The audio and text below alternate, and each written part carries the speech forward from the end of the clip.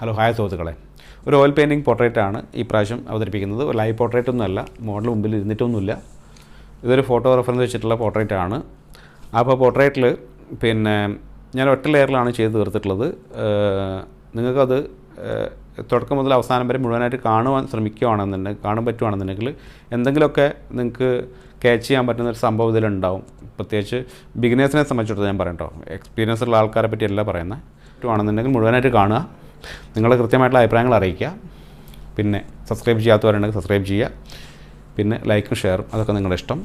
Comments ചെയ്യാൻ മറക്കരുത്. Thank you. വീഡിയോയിലേക്ക് സ്വാഗതം. ഇപ്പം നമ്മൾ തുടങ്ങായി. ഞാൻ നേരത്തെ A3 സൈസിൽ തയ്യാറാക്കി വെച്ചിരിക്കുന്ന ഒരു പോർട്രേറ്റ് അല്ലെങ്കിൽ ഫോട്ടോ അത് ഞാൻ ട്രേസ് ചെയ്ത് ക്യാൻവാസിലേക്ക് പകർത്തുമായിരുന്നു.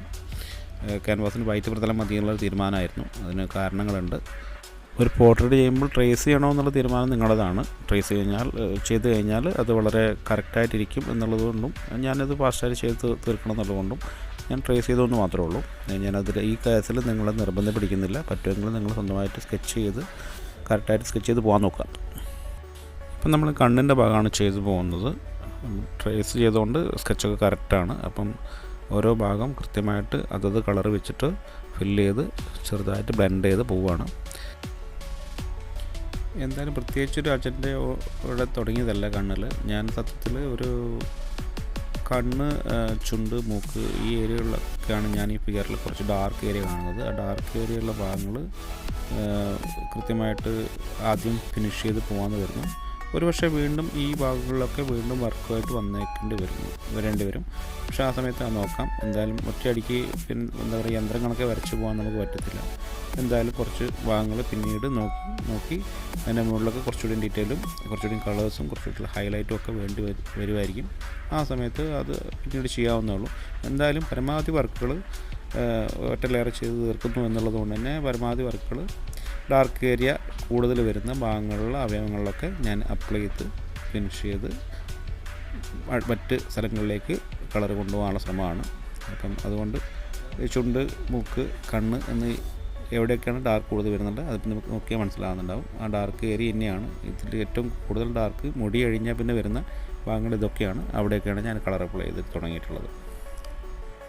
ഈ ക്യാൻവാസിൻ്റെ പ്രതലം വൈറ്റ് തന്നെ ആക്കിയതിൻ്റെ പിറകിൽ എനിക്ക് ചില ഹൈലൈറ്റ് ഏരിയകൾ ഞാനത് പെയിൻറ്റ് വെച്ച് കഴിഞ്ഞാൽ പിന്നീട് അതേ അത്ര തന്നെ വൈറ്റ് എനിക്ക് കിട്ടാൻ വേണ്ടി തന്നെയാണ് ഞാൻ വൈറ്റ് പ്രതലം നിലനിർത്തിയിട്ട് വൈറ്റ് ക്യാൻവാസ് തന്നെ ചൂസ് ചെയ്തത്.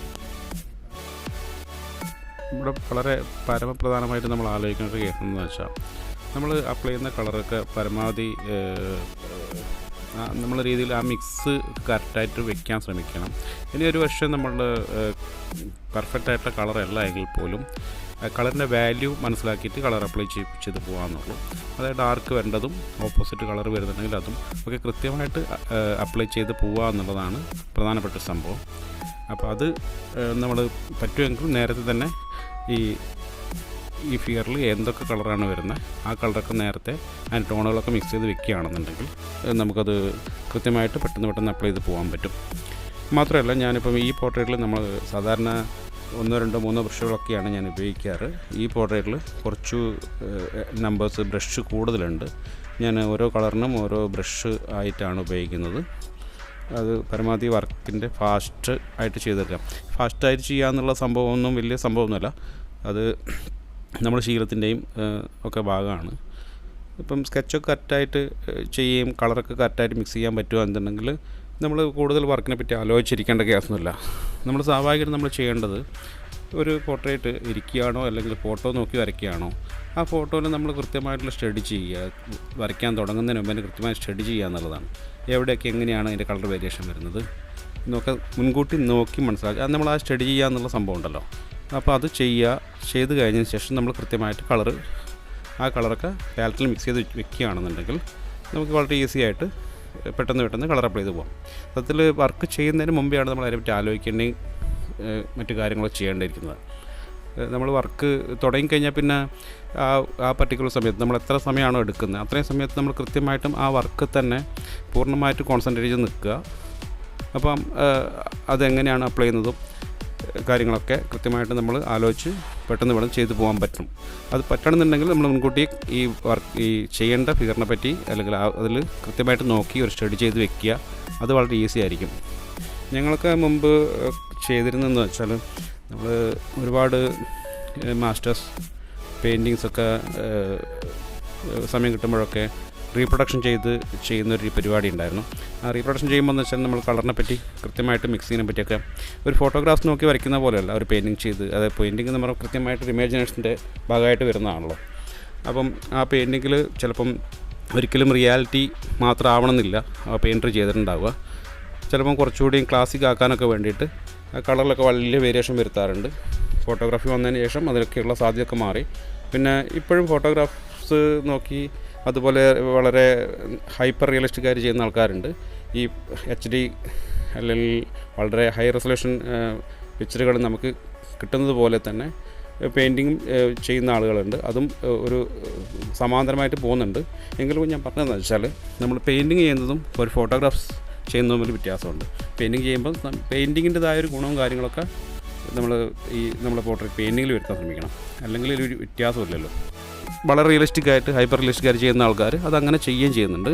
അതും അവരെ ക്രാഫ്റ്റ് വളരെയേറെ തെളിയിക്കുന്ന നല്ല രീതിയിലുള്ള വർക്കുകൾ നമ്മൾ കാണാറുണ്ട്. ഇപ്പോൾ സോഷ്യൽ മീഡിയേൻ്റെ ഒരു വിവരത്തോടു കൂടി നമ്മളെല്ലാം കൃത്യമായിട്ട് നമ്മൾ വളരെ വളരെ വളരെ എന്താ പറയുക ഭാഗ്യം ശ്രദ്ധിച്ച ഒരു കാലഘട്ടത്തിലാണ് നമ്മൾ ജീവിച്ചു പോകുന്നത്.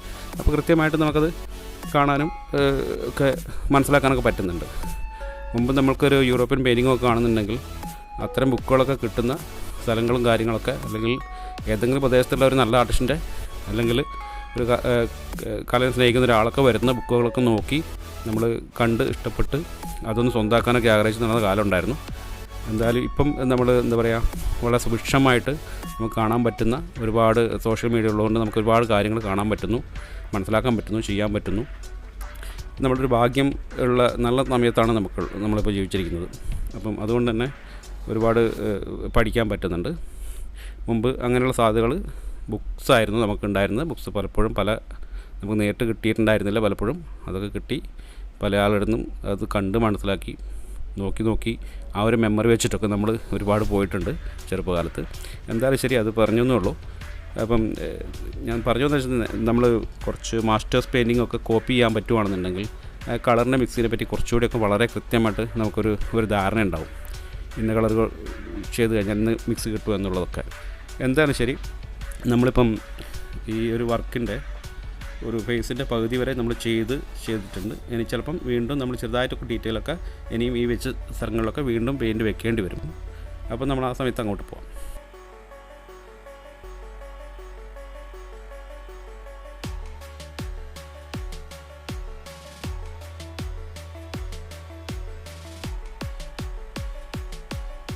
കവിളിൻ്റെ ഒരു സൈഡിൽ കുറച്ച് റിഫ്ലക്റ്റ് ചെയ്യുന്ന ഒരു ലൈറ്റാണുള്ളത്. അത് ബാക്ക്ഗ്രൗണ്ട് ചെയ്യുമ്പം അതെന്തുകൊണ്ടാണ് ഈ ലൈറ്റിൽ ഒരു ഇളം മഞ്ഞ, ഒരു പച്ചയോട് ചേർന്ന മഞ്ഞയാണ് ഇപ്പോൾ ചെയ്തിട്ടുള്ളത്. ഇതെന്തുകൊണ്ട് അങ്ങനെ വന്നതെന്നുള്ള ബാക്ക്ഗ്രൗണ്ട് ചെയ്യുമ്പോൾ മനസ്സിലാവും.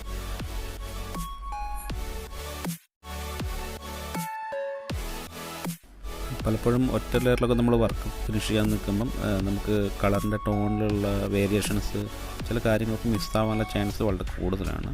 അതെന്തായാലും ഇതിൽ സംഭവിക്കും. ഞാൻ ജസ്റ്റ് ഇങ്ങനെ ഒരു വർക്ക് ചെയ്ത് അത് പിന്നെ ആളുകൾക്ക് കണ്ട് മനസ്സിലാക്കാൻ പറ്റുന്നുള്ള, അല്ലെങ്കിൽ ബിസിനസ്സിനെ സംബന്ധിച്ചിടത്തോളം കുറച്ച് ഹെൽപ്ഫുള്ളാവും എന്നുള്ള നിലയ്ക്കാണ്. ഇതൊരു വലിയൊരു പെയിൻറ്റിംഗ് ആക്കി മാറ്റാനുള്ള ശ്രമത്തിൻ്റെ ഭാഗമല്ല. ഓൺലി നിങ്ങൾക്കൊരു ചെറിയൊരു പർപ്പസ് മാത്രമേ ഉള്ളൂ. ഈ ഒരു വർക്ക് എങ്ങനെയാണ് നമ്മളൊരു പോർട്രേറ്റ് തുടങ്ങുന്നതെന്നും അതെങ്ങനെയാണ് അവസാനിപ്പിക്കുന്നത് കാണിക്കാൻ വേണ്ടി മാത്രം. അല്ലെന്നുണ്ടെങ്കിൽ ഇതിൻ്റെ മുകളിൽ വീണ്ടും നമുക്ക് വർക്ക് ചെയ്തിട്ട് നന്നാക്കി മാറ്റാവുന്നതേ ഉള്ളൂ. ഇപ്പം ഞാൻ ഈ സാധാരണ മുമ്പ് ചെയ്ത പല പോർട്രേറ്റിൽ നിന്ന് വിഭിന്നമായിട്ട് ഈ സ്കിൻ ടോണിന് വളരെ വ്യത്യാസമുണ്ട്. ഞാൻ ഒരു സെലിബ്രിറ്റി പോർട്രേറ്റൊക്കെ അങ്ങനെ വളരെ കുറവാണ് ചെയ്യുന്നത്. എന്തായാലും ശരി, വളരെ നാടൻ മനുഷ്യന്മാരെ ചെയ്യാനാണ് നമുക്ക് കൂടുതൽ താല്പര്യം. പക്ഷേ എന്നാലും ഒരു വെറൈറ്റി, ഒരു ചേഞ്ചസ് വേണം. നമ്മൾ സാധാരണ സ്ഥിരം ചെയ്യുന്ന പാറ്റേണോ ടോണോ അല്ല ഈ ഫേസിലുള്ളത്. കുറച്ച് സെലിബ്രിറ്റിയാണ്, അവർ നല്ല സുന്ദരിയായിട്ടുള്ള സ്ത്രീയാണ്. അപ്പം കുറച്ചുകൂടി സ്കിൻ ടോണിൽ വ്യത്യാസമുണ്ട് അവർക്ക്. അപ്പോൾ അതൊന്ന് എല്ലാ ടൈപ്പ് സാധനങ്ങളും നമ്മൾ വർക്ക് ചെയ്യേണ്ടതുണ്ടല്ലോ. എല്ലാ മീഡിയസിലും എല്ലാ കളേഴ്സ്, എല്ലാ ടോണുകളും നമ്മൾ വർക്ക് ചെയ്യേണ്ടതുണ്ട്. അപ്പോൾ അതുകൊണ്ടാണ് ഇങ്ങനത്തെ ഒരു ഫിഗർ ചൂസ് ചെയ്തത്. അത് ഇന്ന ഒരു പർട്ടിക്കുലർ ആൾ വേണം നിർബന്ധം ഉണ്ടായിട്ടില്ല. ഒരു ഫോട്ടോ കണ്ടു അത് ചെയ്യുക എന്ന് മാത്രമേ ഉണ്ടായിരുന്നുള്ളൂ. പ്രത്യേകിച്ച് ഇഷ്ടങ്ങളൊന്നും ഇല്ല ഇതിൽ. അപ്പം അങ്ങനെയാണ്. അപ്പം സാധാരണ നമ്മൾ ചെയ്യുന്ന രീതി കുറച്ച് വ്യത്യാസം നിങ്ങൾക്ക് ഫീൽ ചെയ്തിട്ടുണ്ടാവും. സാധാരണ മുമ്പ് പോർട്രേറ്റ് ചെയ്തത് ഇങ്ങനെയല്ല. പല സ്ഥലങ്ങളിലും അതായത് ടോണ് അടിച്ചിട്ട് പിന്നെ അത് ബ്ലെൻഡ് ചെയ്ത് കൊണ്ടുവരുന്ന അവസ്ഥയായിരുന്നു. ഇത് കുറച്ച് വ്യത്യാസത്തിലാണ്, അതായത് ഓരോ ഏരിയ ഫിനിഷ് ചെയ്ത് വന്നതാണ്. നിങ്ങൾ കണ്ടല്ലോ. അപ്പം ഒരുപാട് വർക്കുകൾ ഒരുപാട് ഡീറ്റെയിൽ ചെയ്യുന്നില്ല. ജസ്റ്റ് ഒരു യൂട്യൂബിന് വേണ്ടി നമ്മൾ തയ്യാറാക്കുന്ന വീഡിയോയ്ക്ക് അത്ര ഡീറ്റെയിലിൻ്റെ ആവശ്യമുള്ളൂ എന്ന് തോന്നുന്നു. കാരണം ഇതൊരു ഒരു വലിയൊരു വർക്കാക്കി മാറ്റുക എന്നുള്ളതല്ല, നേരെ മറിച്ച് എന്തെങ്കിലും ഒരു ഹെൽപ്പ് കിട്ടുന്ന രൂപത്തിൽ ബിഗിനേഴ്സിന് ഒരു സഹായമാവട്ടെ എന്ന് കരുതി ചെയ്തതാണ്. അപ്പം അതിൻ്റെ ഒരു ഡീറ്റെയിൽ ഉണ്ടാവുള്ളൂ. എന്ത് തന്നെയാലും ഇതിന് മേളിൽ വേണമെന്നുണ്ടെങ്കിൽ നമുക്കൊരു കോട്ടും കൂടി ചെയ്ത് വളരെ മനോഹരമായിട്ട് ഈ വർക്ക് ഫിനിഷ് ചെയ്യാവുന്നതേ ഉള്ളൂ. ഇപ്പം ഞാൻ ബാക്ക്ഗ്രൗണ്ടിൽ കളർ വയ്ക്കുന്നു. അപ്പം കുറച്ച് മഞ്ഞ് ചേർന്നുള്ള ഗ്രീന് ബ്ലൂ ടൈപ്പ് സാധനമാണ്, കണ്ടില്ലേ. അപ്പോൾ ഞാൻ ആ റിഫ്ലക്ഷൻ ലൈറ്റ് വെച്ചതിൻ്റെ പിറകിൽ ഇങ്ങനൊരു സംഭവമുണ്ട്. അത് പുറത്തുള്ള ലൈറ്റിൻ്റെ ഒരു സ്വാധീനം നമ്മളുടെ ഫിഗറിലേക്ക് ഉണ്ടാവുന്നു എന്നുള്ളത് കൊണ്ടാണ്. അത് ഒരു ഹാർമണിയും കൂടിയാണ്. അപ്പോൾ അതുകൊണ്ടാണ് അങ്ങനെ ചെയ്തിട്ടുള്ളത്. അപ്പം ഏകദേശം വർക്ക് നമ്മൾ ഫിനിഷിങ്ങിലോട് അടുക്കുകയാണ്. കൂടുതൽ ഡീറ്റെയിൽ ഞാൻ പറഞ്ഞില്ല, ചെയ്യുന്നില്ല. അപ്പം ഏകദേശം കാര്യങ്ങളൊക്കെ നിങ്ങൾക്ക് മനസ്സിലായിട്ടുണ്ടാകുമെന്ന് വിചാരിക്കുന്നു. എങ്ങനെയാണ് പെട്ടെന്ന് വളരെ ഒരു സ്കെച്ച് ചെയ്ത് നമുക്കൊരു പോർട്രേറ്റ് അവസാനിപ്പിക്കാൻ പറ്റുക എന്നുള്ളത്. കുറച്ച് കാര്യങ്ങളൊക്കെ നിങ്ങൾക്ക് മനസ്സിലായിരുന്നു. എല്ലാ കാര്യങ്ങളും ഒരു ഒറ്റ വീഡിയോ കൊണ്ട് മനസ്സിലാക്കാൻ പറ്റുന്ന കാര്യങ്ങളല്ല. വരും വീഡിയോകളിൽ നമുക്ക് കുറച്ചുകൂടി ഡീറ്റെയിൽ ആയിട്ട് പറയാൻ ശ്രമിക്കാം. അപ്പം അങ്ങനൊരു ഹൈലൈറ്റ് അത് ലാസ്റ്റത്തേക്ക് വെച്ചായിരുന്നു. ചിത്രത്തിൽ ഈ വലിയൊരു ലൈറ്റ് വരുന്നത് മുകൾ ഭാഗത്തു നിന്നായതുകൊണ്ട് കീഴ്ചുണ്ടിൽ കുറച്ച് ഷെയ്ഡ് ഉണ്ട്. അതും കൂടി ചെയ്തിട്ട് നമുക്ക് പോർട്രേറ്റ് അവസാനിപ്പിക്കാം. നിങ്ങളത് കണ്ട് ഇഷ്ടപ്പെടുകയാണെങ്കിൽ സബ്സ്ക്രൈബ് ചെയ്യാത്തവരുണ്ടെങ്കിൽ സബ്സ്ക്രൈബ് ചെയ്യുക. ഓക്കെ, കമൻറ്റ്സ് തീർച്ചയായും അറിയിക്കാം. Thank you.